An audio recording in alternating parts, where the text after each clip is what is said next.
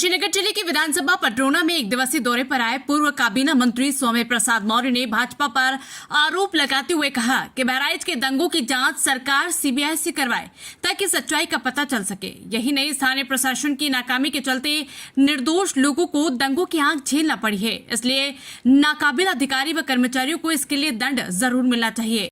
ये बातें गुरुवार को कुशीनगर जिले के दौरे पर आए पूर्व मंत्री व राष्ट्रीय शोषित समाज पार्टी के राष्ट्रीय अध्यक्ष स्वामी प्रसाद मौर्य ने प्रेस वार्ता के दौरान कही।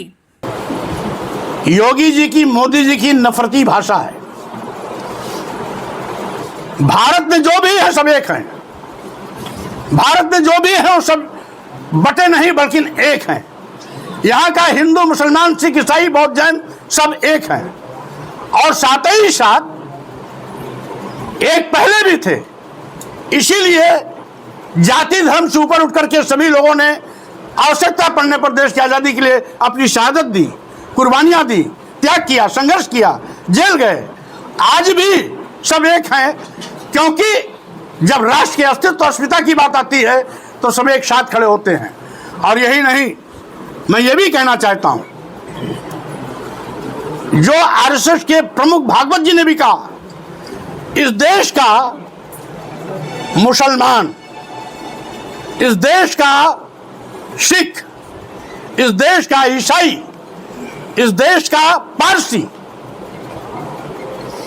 और बौद्ध जैन तो चूंकि बहुत ही प्राचीन धर्म है, इसलिए उसकी बात में नहीं करता। जो बात की बात है, यहाँ का इस्लाम, सिख, ईसाई, पारसी जो भी भारत के हैं, ये बाहर के नहीं हैं।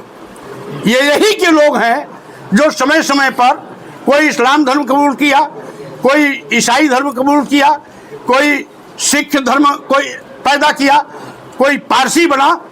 पूरा देश एक था, एक है, आगे भी एक रहेगा। जो लोग इसको बांटने की कोशिश कर रहे हैं वो अपने दामन में झांक के देखें। जब आज़ादी के बाद हमारा भारतीय संविधान लागू हुआ, संप्रभु राष्ट्र भारत है, तो ऐसे ही नफरती लोग हिंदू राष्ट्र की मांग करते हैं। जब संप्रभु राष्ट्र भारत है तो हिंदू राष्ट्र की बात क्यों?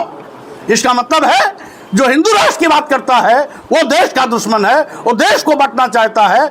अगर माननीय प्रधानमंत्री, मुख्यमंत्री जी बड़े संवेदनशील हैं तो हिंदू राष्ट्र की मांग करने वालों के खिलाफ कड़ी कानूनी कार्रवाई करें, उनको जेल की सलाखों में भेजें, क्योंकि संविधान इसकी मान्यता नहीं देता। धन्यवाद।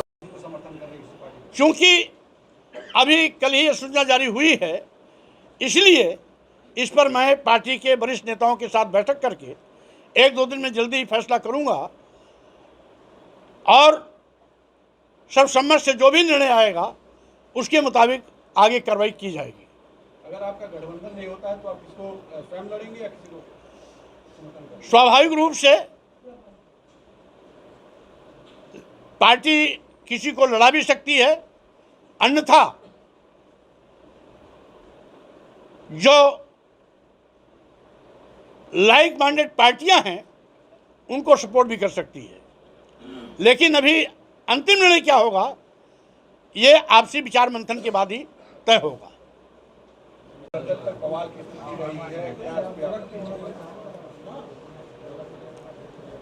भारतीय जनता पार्टी, उसके सहयोगी संगठन एवं आरएसएस उत्तर प्रदेश विधानसभा के उपचुनाव को देखते हुए एक साजिश के तहत हिंदू मुसलमानों को आपस में लड़ने की लगातार नापाक कोशिश कर रही है। उसी का नतीजा है कि आज बड़े पैमाने पर पूरे प्रदेश में सांप्रदायिक सौहार्द साजिश के तहत बिगाड़ा जा रहा है। उन्होंने कहा कि ऐसा लग रहा है कि प्रदेश में उपचुनाव को लेकर मोदी व योगी सरकार के द्वारा लोगों को आपस में बांटना चाह रही है, लेकिन प्रदेश की जनता इसे समझ चुकी है। भाजपा की बांटने की राजनीति में वो नहीं आने वाली। जहां तक सवाल है राजोपा के जिलाध्यक्ष के हिंदू देवी देवताओं पर बयान का, तो रामेश्वर कुशवाहा द्वारा माफी मांग ली गई है, लेकिन कुशीनगर प्रशासन इसके आड़ में निर्दोष लोगों को परेशान कर रही है। इसी तरह पटरोना के छावनी कांड में भी निर्दोष लोगों को जेल भेजा गया है। इससे सरकार व प्रशासन की बदनीयती उजागर होती है। एक सवाल में उन्होंने कहा कि सत्ताधारी दल के नेताओं द्वारा दलित पिछड़ा वर्ग के लोगों को प्रताड़ित किया जा रहा है। जनता समय आने पर जवाब जरूर देगी। सांप्रदायिक सौहार्द बिगड़ रहा है, इसके पीछे बहुत कुछ डीजे का भी हाथ है। क्योंकि जब डीजे बजता है तो लोग उसमें ऐसे नफरत भरी गीत और गाने गाते हैं जिससे सांप्रदायिक सौहार्द बिगड़ता है।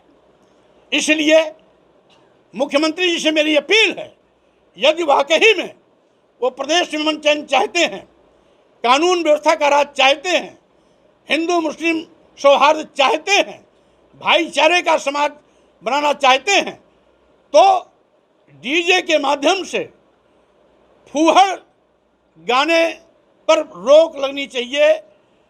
और साथ ही साथ जहां पर किसी भी धर्म विशेष का कोई कार्यक्रम हो वहां पर माइक का प्रयोग तो कर सकते हैं, लेकिन डीजे के माध्यम से जो भोंदी बातें करते हैं, अभद्र भाषा का प्रयोग होता है, कहीं कहीं गालियों की प्रयोग की जाती है और कहीं कहीं फूहड़ गाने बजाए जाते हैं, जिसके नाते माहौल बिगड़ता है। इसलिए माननीय मुख्यमंत्री जी को ऐसे फूहड़ गानों पर प्रतिबंध लगाने के लिए डीजे के माध्यम से जो नंगा नाच हो रहा है उस पर प्रतिबंध लगाया जाना चाहिए। बड़े पैमाने पर सैकड़ों की तादाद से भी ज़्यादा पुलिस के रहते बहराइच में आग कैसे लगी, घर पे झंडा और बाजा कैसे गिराया गया, रामगोपाल मिश्रा को गोली कैसे लगी, इस सब के लिए जिम्मेदार बहराइच की पुलिस है। लोग नंगा नाच करते रहे, दुकानों में आग लगाई जा रही थी, घरों में आग लगाई जा रही थी, झंडा विशेष धर्म के लोगों का तोड़ा जा रहा था, बाजा गिराया जा रहा था, रामगोपाल मिश्रा को गोली दर गोली मारी गई। आखिर वहाँ की पुलिस गूंगी बहरी अंधी बनकर के तमाशबीन क्यों रही? अगर पुलिस सक्रिय होती, पुलिस ने अपनी भूमिका निभाया होता, तो न रामगोपाल मिश्रा को गोली लगती, न किसी धर्म विशेष का झंडा तोड़ा गया होता और न बहराइच में दुकानों में आग लगाई होती। इस सब के लिए जिम्मेदार उत्तर प्रदेश की सरकार और उसकी गैर जिम्मेदार पुलिस है। यहाँ तक कि बहराइच का पूरा पुलिस प्रशासन तमाशबीन बन करके वहाँ बहराइच का नंगा देखता रहा।